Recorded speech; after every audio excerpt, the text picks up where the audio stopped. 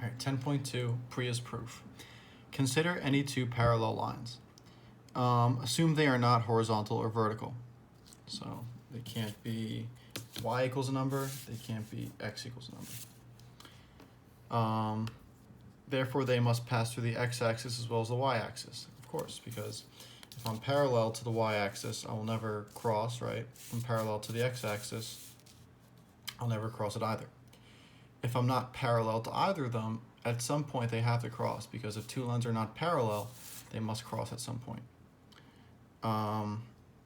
This forms two right triangles with a second congruent angle.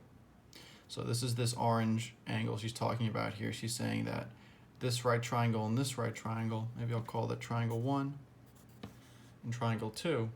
She is saying that they have a second angle, this orange angle here, that's also congruent. Call this angle theta. Okay, so put a little theta there. The tangent of theta is equal for both triangles. Therefore, the lines have the same slope. Okay, so we're going to try and explain how she's proving all these statements. Number 1, how does Priya know the right triangles have a second congruent angle? Well, to be quite honest, I'm not sure if they're talking about this angle being the first angle, then there's another angle in here. I'm guessing since they mentioned that they're right triangles, that they're implying that these are right here. We also know that these two angles are congruent because of the vertical angle theorem, but it's given that the x and y axis are perpendicular, so we can assume that these two angles are right. So the real question is, why are these angles with the theta, why are those congruent? Well, what I'm going to highlight here is sort of a diagram within this diagram that takes us back to our first unit of the year.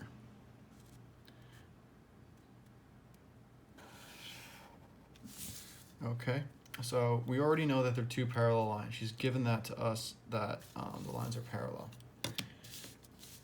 Right, these two lines are both intersected by this same line here, which you refer to as a transversal. Right, so maybe if I flip it like this, it'll be a little clearer.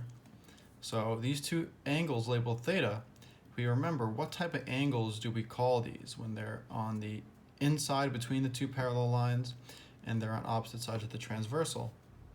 Right, those are known as alternate interior angles. So theta is congruent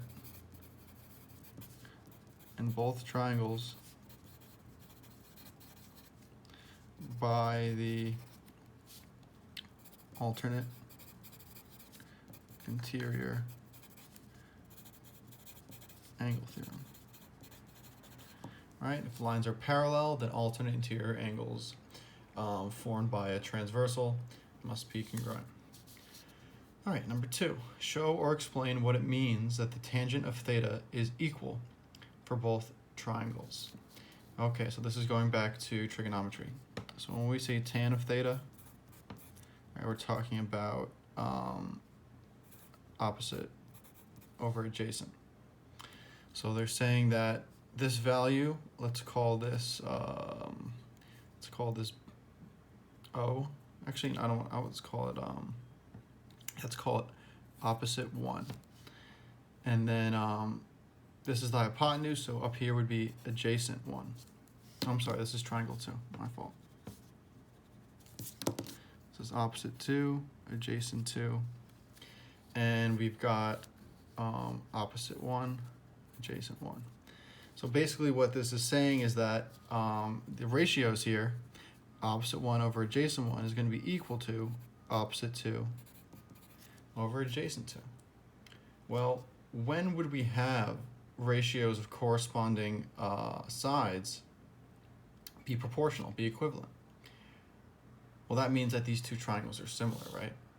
Well, we already know that theta is equal to theta, and they both have a right angle here, so that's two pairs of corresponding congruent angles. So we can say that both triangles are similar by a similarity, and therefore corresponding Sides are proportional. All right, that's really all trigonometry is. Trigonometry is saying that you know that it's a right triangle, and you know that this angle here is theta. So these two triangles are similar. So therefore, no matter what, how large or small the triangle is, because they're similar, the ratios are always going to give us the same number. Whatever this angle theta is going to be true. The tan of that angle is going to be true for every opposite over adjacent in these similar triangles. All right, number 3. How does this prove the slopes of parallel lines are equal? Well, what you can notice here is that when we look at opposite 1, that's really like saying the change in y for triangle 1, right? This is up and down, that's vertical, change in y. A1 is like saying your change in x for 1. Adjacent 2 is just like saying your change in x for triangle 2. And opposite 2 is just like saying your change in y for triangle 2. So if I take those two ratios I made, opposite 1 over adjacent 1, and opposite 2 over adjacent 2, and I substitute in some symbols that are more relative to slope, I'm going to replace opposite 1 with change in y1, and adjacent 1 with change in x1. I'm going to replace opposite 2 with change in y2. And we can say that adjacent 2 is just change in x2. All right, and change in y over change in x is really just our formula for slope. So we've proven here that the change in y over change in x for triangle 1 is equal to the change in y over change in x for triangle 2.